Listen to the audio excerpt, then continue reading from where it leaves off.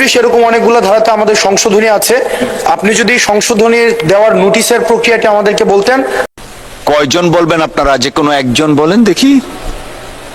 Mister Hasnat Abdullah, Comilla 4 না? জি। মাননীয় speaker, আমাদের হচ্ছে আইনের 21 নম্বর ধারা, 21 নম্বরের 21-এর 2, তারপর হচ্ছে 25, তারপর হচ্ছে 28-এর 5 উপধারা, তারপর হচ্ছে 33, 35 এরকম অনেকগুলো ধারাতে আমাদের সংশোধনী আছে। আপনি যদি সংশোধনী দেওয়ার নোটিশের প্রক্রিয়াটি আমাদেরকে বলতেন, তাহলে এই ধারাগুলোতে আমরা সংশোধনী দিব।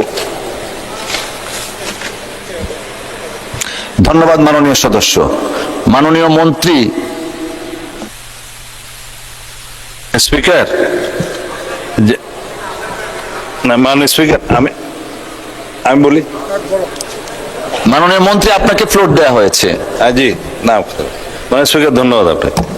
মাননীয় সদস্য যে সমস্ত ধারাগুলোতে সংশোধনের কথা বলছেন, এখন বিধি মোতাবেক যেহেতু আপনি সবকিছু কন্ডোন করেছেন, তারটাও কন্ডোন করে মৌখিকভাবে উত্থাপনের অনুমতি দিতে পারেন, আমরা নোট করব এবং সেই প্রেক্ষিতে যদি কোনো সংশোধনী গ্রহণ করার থাকে তাহলে পরে আমরা সেটা গ্রহণ করব যদি সেটা যুক্তিযুক্ত হয়। এবং সেই সংশ্লিষ্ট ধারাগুলো সম্পর্কে যদি এখন নোটিশ উত্থাপন করতে হয়, সেটা আবার বিতরণ করতে হবে এবং বিতরণের পরে সেটা আবার উত্থাপন হবে, অনেক সময় প্রয়োজন। আপনি স্পেশাল ডিসক্রিপশন অনুসারে ওনাকে মৌখিকভাবে সংশোধনীগুলো উত্থাপন করতে বললে যেটা গ্রহণযোগ্য হবে আমি নোট করব, সেটা আমরা গ্রহণ করব। ধন্যবাদ মাননীয় স্পিকার। ধন্যবাদ মাননীয় মন্ত্রী। মাননীয় সদস্য, আপনি তো শুধু ধারা বলেছেন, ধারার ভিতরে কি আছে, কি সংশোধনী, কিছু এই বিষয়ে বলেননি। আর এখন না, আপনি মাইকটা একটু দিবেন প্লিজ।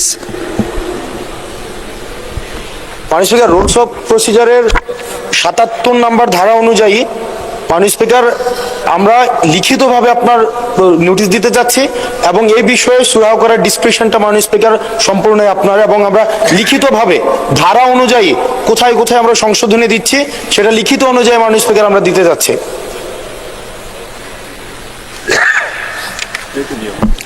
মাননীয় সদস্য, আমি আমার প্রারম্ভিক বক্তব্যেই বিধি 77 কন্ডন করেছি স্পেশাল পাওয়ারসে, তো সেটা তো আগেই আমরা কন্ডন করেছি। তাহলে মাননীয় স্পিকার লিখিত নোটিশও কন্ডন করা হয়েছে। জি না, মাননীয় মন্ত্রী, মাননীয় স্বরাষ্ট্রমন্ত্রী।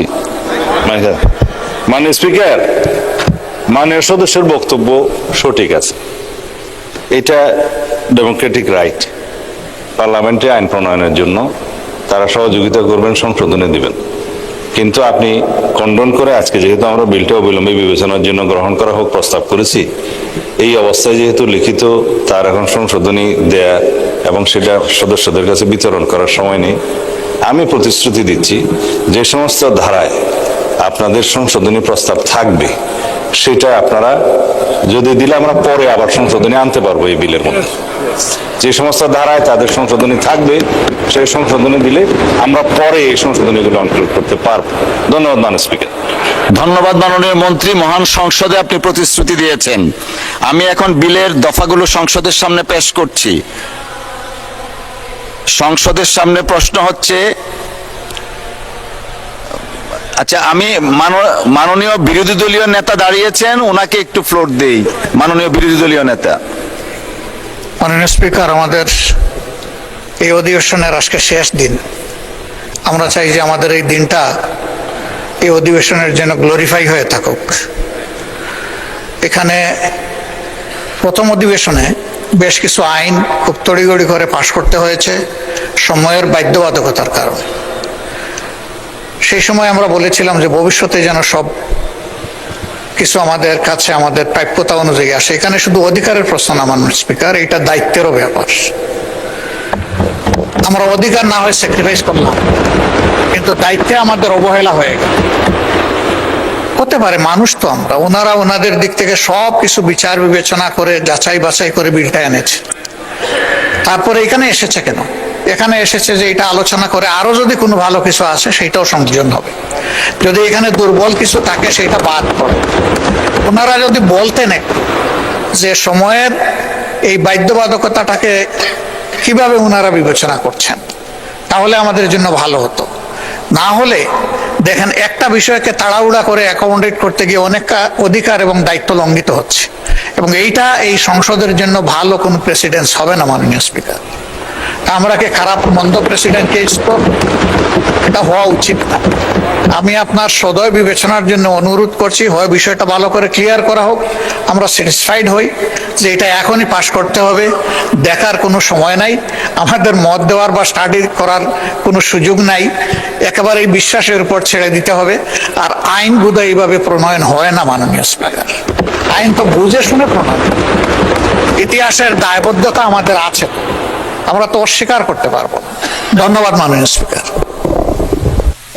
ধন্যবাদ মাননীয় বিরোধী দলীয় নেতা। মাননীয় স্বরাষ্ট্রমন্ত্রী কিছু বলতে চাচ্ছিলেন। মাননীয় স্বরাষ্ট্রমন্ত্রী। আমি বিরোধী দলের নেতার সম্মানার্থে বলতে চাই, তিনি রাইটলি পয়েন্ট আউট করেছেন। আমরা আগেই বলেছি যে এটা কোনো নতুন আইন নয়, এটা কম্পাইলেশন অফ ফিউ লস, যেটা আগে বিভিন্ন কর্তৃপক্ষের মাধ্যমে একই লক্ষ্য এবং উদ্দেশ্যে ফাংশন করা হচ্ছিল, কিন্তু ওভারল্যাপিং করার কারণে এটা সময় নষ্ট হয় এবং জটিলতার সৃষ্টি হয়। এটা জাস্ট পূর্বের আইনগুলোকে এক জায়গায় নিয়ে আসা, এবং সেটা আমাদের রহিত এবং হেফাজতকরণ সেকশনে 66-এ বলাও আছে। এবং এটার সময়ের বিষয়টা যৌক্তিকতা সম্পর্কে আপনাদেরকে আগেই অবহিত করেছি। আমরা নিজেরাই খুশি হতাম যদি আরো আগে বিলটা আনতে পারতাম, এবং এই পার্লামেন্টটা আরো বিলম্বিত করা যাচ্ছে না।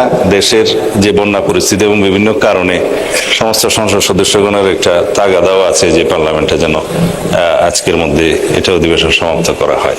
বিভিন্ন কারণে আমরা সময়ের সীমাবদ্ধতার কথা বলছি। আর আইনের কথা বলছেন, রুলস অফ প্রসিজিওর অনুসারে ইউ আর রাইট যে অ্যাকর্ডিং টু 77 আমি প্রপোজ করতে পারি অবিলম্বে বিবেচনার জন্য গ্রহণ করা হোক, এবং এখানে কোনো যাচাই কমিটিতে আমি প্রস্তাব করছি না। কিন্তু একটা বিষয়, তারা যে সংশোধনী প্রস্তাবগুলো দিতে পারতেন সেটা সময়ের কারণে হচ্ছে না।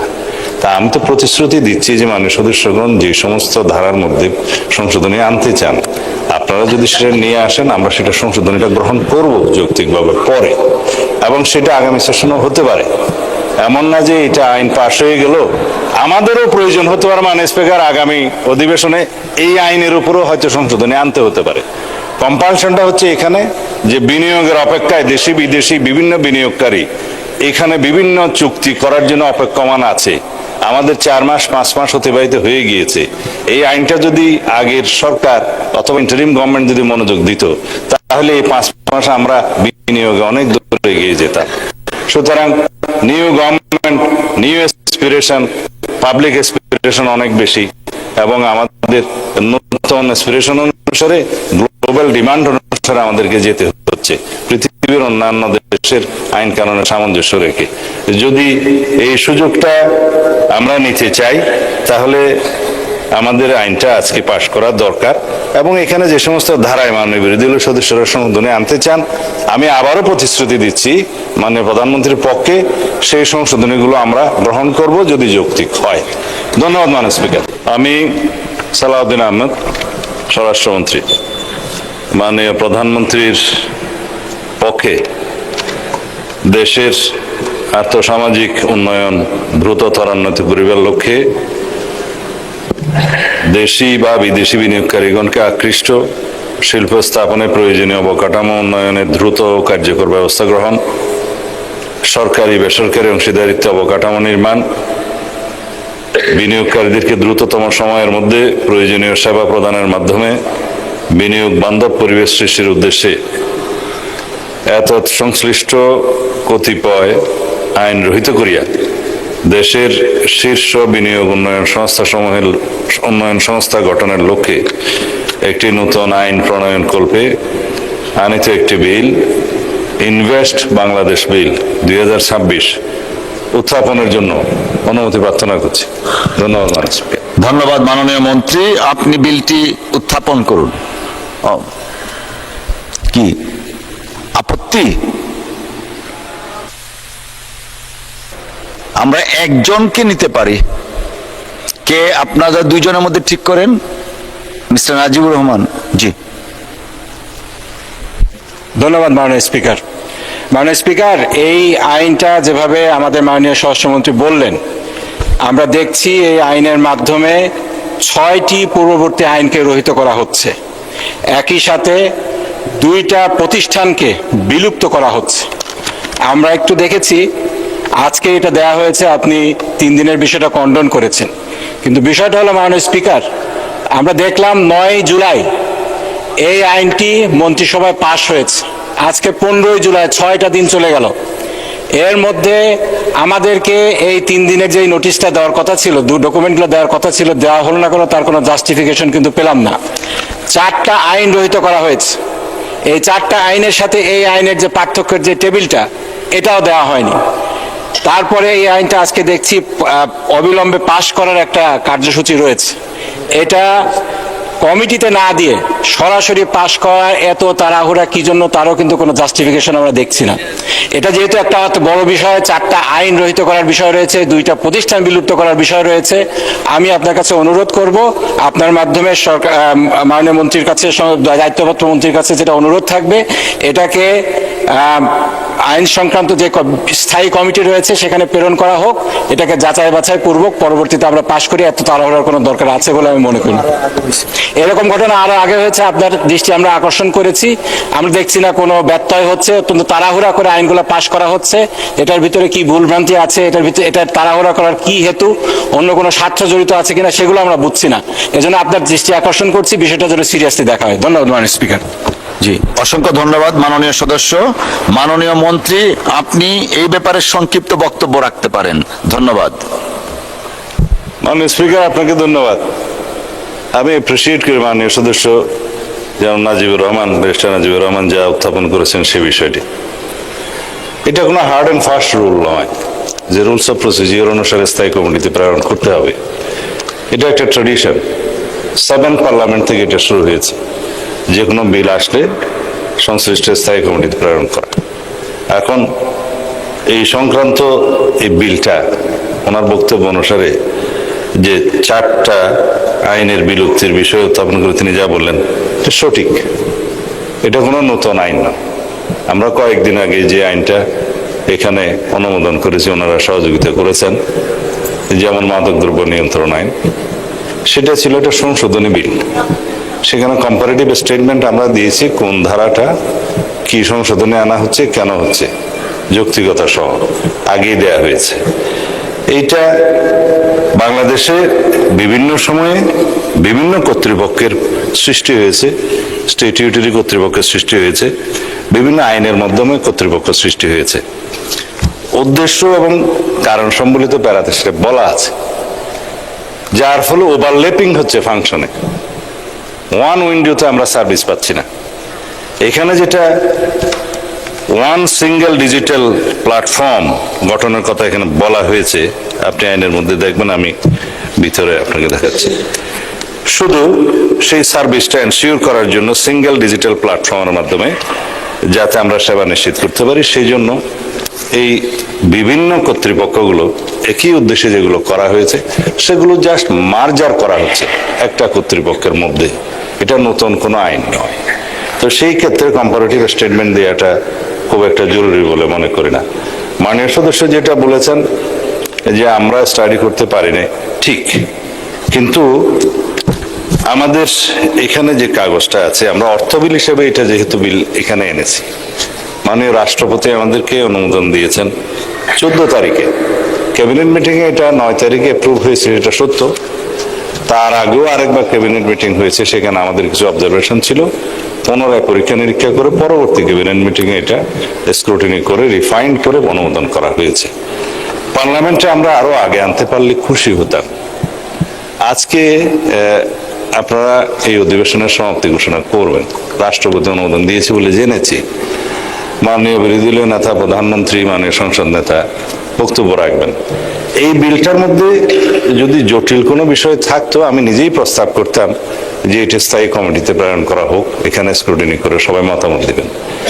এটা একটা মার্জার, এখানে উল্লেখই করা আছে আপনার বিলের 66 রহিতকরণ এবং হেফাজতকরণের আর্টিকেলের মধ্যে বাংলাদেশ অর্থনৈতিক অঞ্চল আইন 2010, বাংলাদেশ সরকারি বেসরকারি অংশীদারিত্ব আইন পিপিপি যেটা আমরা বলে থাকি, আইন 2015, বাংলাদেশ বিনিয়োগ উন্নয়ন কর্তৃপক্ষ আইন বিডা নামে যেটা অধিক পরিচিত, এবং ওয়ান স্টপ সার্ভিস আইন। এগুলো লক্ষ্য এবং উদ্দেশ্য একই। এইখানে আমরা সবগুলোকে মার্জান না করলে ওভারল্যাপিং অফ ফাংশনস মানুষের ব্যবসা বাণিজ্যে ইজ করা চেয়ে ডিফিকাল্ট করে ফেলে। এই আইনের মধ্যে প্রস্তাবই করা হয়েছে যে এই কর্তৃপক্ষের অধীনে সকল ক্ষেত্রে যাতে এক জায়গায় সবাই সেবা প্রাপ্ত হন, সেজন্য এই সিঙ্গেল ডিজিটাল উইন্ডো বা সিঙ্গেল ডিজিটাল প্ল্যাটফর্মের মধ্যে সকল সেবা প্রদানকারীগুলো সংস্থা বাধ্যতামূলকভাবে একটা নির্ধারিত সময়ের মধ্যে, কর্তৃপক্ষের নির্ধারিত সময়ের মধ্যে উক্ত সিঙ্গেল ডিজিটাল প্ল্যাটফর্মের সহিত সংযুক্ত থাকিবে এবং কর্তৃপক্ষ উক্ত ডিজিটাল প্ল্যাটফর্মের উন্নয়ন বাস্তবায়ন পরিচালনা করবে এবং সেখানে প্রয়োজনীয় ক্ষমতা প্রদান করে প্রত্যেকটা সেবা প্রদানকারী সংস্থার ডেস্ক অফিসে স্থাপন করতে হবে। সেখানে প্রয়োজনীয় ক্ষমতা প্রদান সাপেক্ষে উক্ত সংস্থার এক বা একাধিক কর্মচারীকে নিযুক্ত করতে হবে, যাতে 1 ঘন্টার মধ্যে একই সাথে একই উইন্ডোতে একই ছাদের নিচে একই অফিসে সমস্ত সেবা প্রদান করে বাংলাদেশের বিনিয়োগ পরিস্থিতি উন্নয়ন করা যায় এবং বৈদেশিক এবং দেশীয় উন্নয়নকে ত্বরান্বিত করা যায়। এটাই তো আমাদের নতুন প্রত্যাশা, গণ অভ্যুত্থান নতুন প্রত্যাশা। এখানে কোনো স্বার্থে সরকার স্পেশাল কোনো উদ্দেশ্যে এই আইনটা প্রণয়ন করছে না। এই আইনটা প্রণয়ন করছে যাতে ইনভেস্ট বাংলাদেশ আইন নামে সবাই বুঝতে পারে যে এই এক আইনের অধীনে একই কর্তৃপক্ষ সকল সেবাকারী সংস্থা একই জায়গায় এসে সেবাটা পাবে এবং আমাদের উন্নয়ন ত্বরান্বিত হবে, দেশ এগিয়ে যাবে। আমি অনুরোধ করব মাননীয় বিরোধী দলীয় সকল সদস্যদের, মানে বিরোধী দলীয় না থাকে, এই আইনটা আপনারা দয়া করে আজকে যতটুকু আলোচনা করার দরকার, এই উত্থাপনের পরও তো একবার আপত্তি দিতে পারেন, আবার অবিলম্বে বিবেচনার জন্য যখন গৃহীত হবে সেই সময়ে বক্তব্য দিতে পারেন, সংশোধনে যদি থাকে তখনও বক্তব্য দিতে পারেন। তো দয়া করে আইনটা পাশের জন্য সহযোগিতা করলে আমরা এগিয়ে যাব। মাননীয় স্পিকার, আপনাকে ধন্যবাদ। আপনাকেও ধন্যবাদ মাননীয় মন্ত্রী। আপনি তো একবার বিবৃতি দিয়েছেন, মাননীয় সংশ্লিষ্ট মন্ত্রী কথা বলেছেন, এখন রেওয়াজ বা রীতি অনুসারে বা বিধি অনুসারে আমরা এগোচ্ছি। জি, আচ্ছা ঠিক আছে, রাখেন। আপনি 1 মিনিট দিলে পরে আবার ওনাকে দিতে হবে। আমরা যেটা বিধি আছে বিধি অনুসারে যাই, যেটা উনি। আচ্ছা ঠিক আছে, মাননীয় মন্ত্রী আবারও বলেন, আপনি 1 মিনিট বলেন প্লিজ। আসলে বিষয়টা হলো, আমরা তো আইন প্রণেতা, আমাদের কাজ আইন প্রণয়ন করা। এক্ষেত্রে আমাদেরকে যে মৌলিক অধিকার, এটাকে যাচাই বাছাই করা, এখান থেকে যদি আমাদেরকে ডিপ্রাইভ করা হয়, আমি মনে করি আমাদের মৌলিক অধিকার এখানে ক্ষুণ্ণ হচ্ছে। উনি মাননীয় স্বরাষ্ট্রমন্ত্রী বললেন যে এখন আমাদের সুযোগ রয়েছে, এই আধা ঘন্টার মধ্যে 67টা অনুচ্ছেদ রয়েছে, এটা পড়ে কোথায় কোন, তারপরে আগের আইনগুলো এখানে দেওয়া হয়নি, যে 4টি আইন বিলুপ্ত করা হচ্ছে, তারপরে যে 2টা প্রতিষ্ঠান বিলুপ্ত করা হচ্ছে, এই 2টা প্রতিষ্ঠানের অর্গানোগ্রাম কিছুই আমরা জানি না। এইটা অল্প সময়ের মধ্যে আমাদেরকে যদি এভাবে বলা হয় যে আপনাদের তো সুযোগ আছে, আপনারা এটা সমালোচনা করেন, এটা সংশোধন আনেন, এটা আমাদের পক্ষে কিভাবে সম্ভব? সংশোধন আনতে হলে তো একটা প্রসিডিওর আছে, আপনাকে নোটিশ দিতে হবে, দফাওয়ারি সংশোধনের জন্য নোটিশ দেওয়ার বিধান রয়েছে, এছাড়া তো পারবো না আমরা।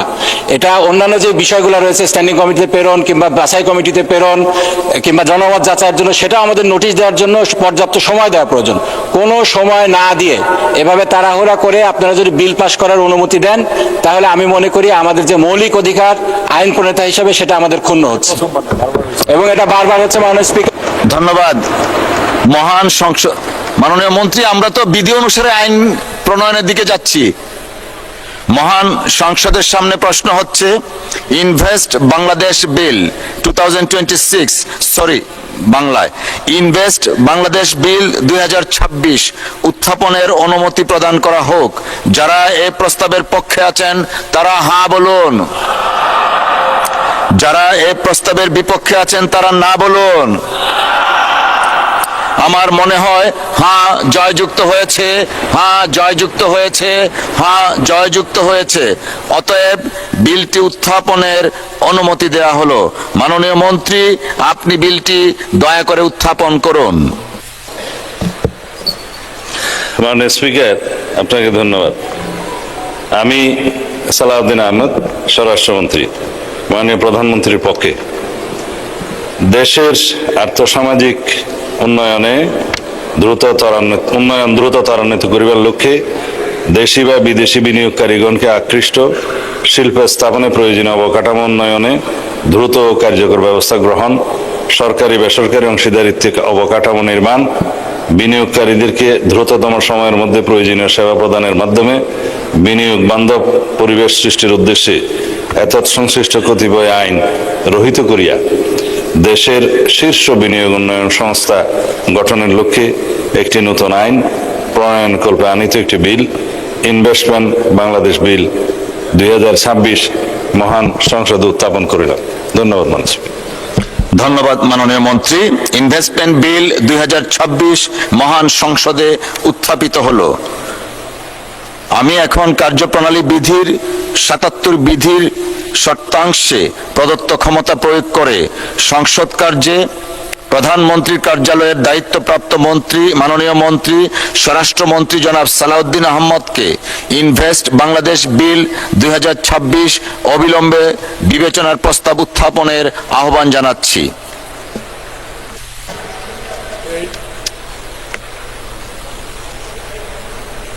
এটা আমি বিবেচনার্থে দেওয়ার পরে দিতে পারি।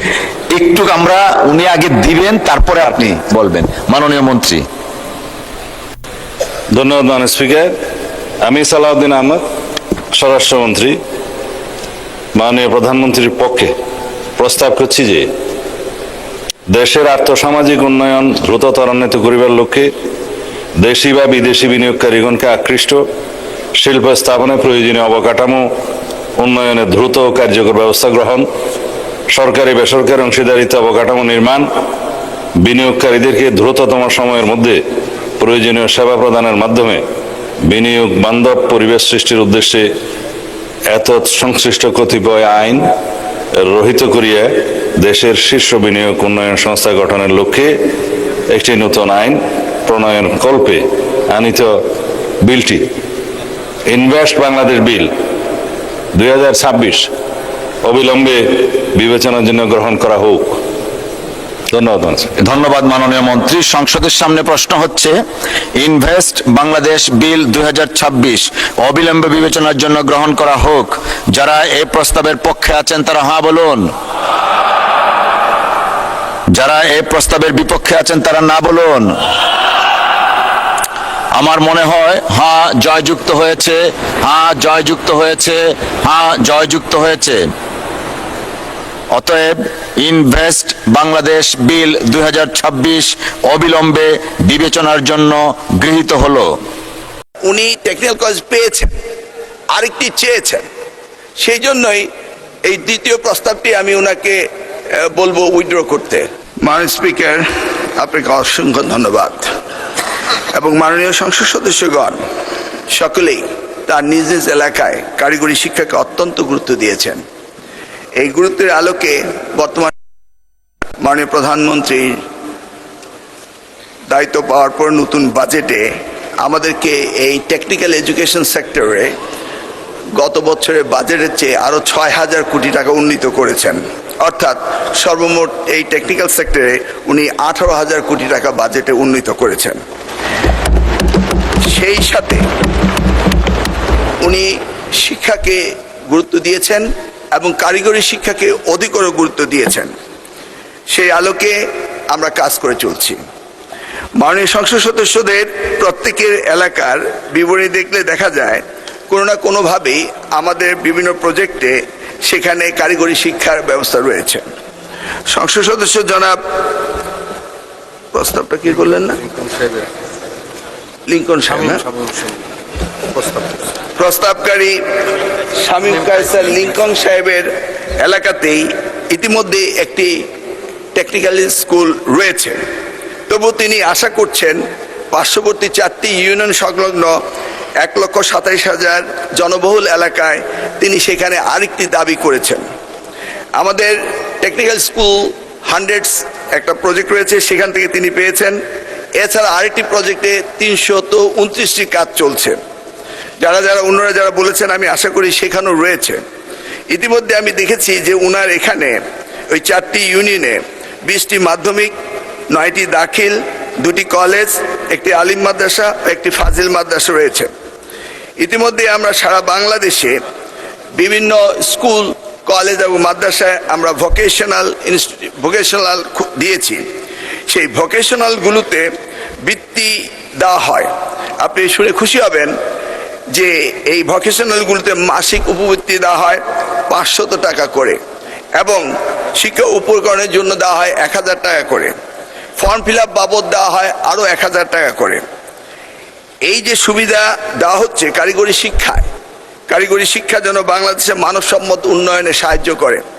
আমরা জানি উন্নত বিশ্ব মানব সম্পদ ফুরিয়ে যাচ্ছে, কিন্তু আমাদের দেশে মানব সম্পদ বেড়ে চলছে। সে আলোকে কর্মদক্ষ মানব সম্পদ তৈরি করার জন্য মাননীয় প্রধানমন্ত্রীর দৃষ্টি রয়েছেন। আমি আমার এখানে দেখতে পেয়েছি যে যেই পরিমাণ স্কুল ওনার রয়েছে, মাদ্রাসা রয়েছে, যদি মাননীয় সংসদ সদস্য মনে করেন আমরা এসএসসি ভোকেশনাল এবং দাখিল ভোকেশনাল, আলিম ভোকেশনাল এবং এইচএসসি ভোকেশনাল ওনার ওই 4টি ইউনিয়নে বরাদ্দ দেওয়ার মতো আমাদের অবস্থান রয়েছে। তাছাড়া অন্যান্য মাননীয় সংসদ সদস্য যারা বলেছেন তাদেরকেও আমাদের সেই সক্ষমতা রয়েছে এসএসসি, এইচএসসি, দাখিল এবং আলিম ভোকেশনাল দেওয়ার, এবং প্রত্যেকটি উপজেলায় একটি করে কারিগরি টেকনিক্যাল স্কুল অ্যান্ড কলেজ প্রতিষ্ঠা করার ব্যবস্থা আমাদের রয়েছে। আর এদিকে সারা বাংলাদেশে 64টি জেলায় এই যাবৎ 51টি ডিপ্লোমা ইনস্টিটিউট রয়েছে, এবং টেকনিক্যাল কলেজ ইতিমধ্যে 161টি রয়েছে। তারা যদি আমাদের সাথে যোগাযোগ করেন এবং ডিও লেটার দেন, তাহলে যেই এলাকায় এই টেকনিক্যাল কলেজগুলো নেই সেখানে আমরা পরীক্ষা নিরীক্ষা করে তাদেরকে দিতে পারবো ইনশাল্লাহ। মাননীয় স্পিকার, আপনাকে অশেষ ধন্যবাদ। মাননীয় মন্ত্রী, আপনি সদস্য শামীম কাসারকে কোনো অনুরোধ করবেন কিনা? আমি উনার পরীক্ষা নিরীক্ষা করার পরে যা দেখেছি উইথড্র করার তেমন প্রয়োজন নেই, কারণ উনি টেকনিক্যাল কলেজ পেয়েছেন, আরেকটি চেয়েছেন। সেই জন্যই এই দ্বিতীয় প্রস্তাবটি আমি উনাকে বলবো উইথড্র করতে। ধন্যবাদ।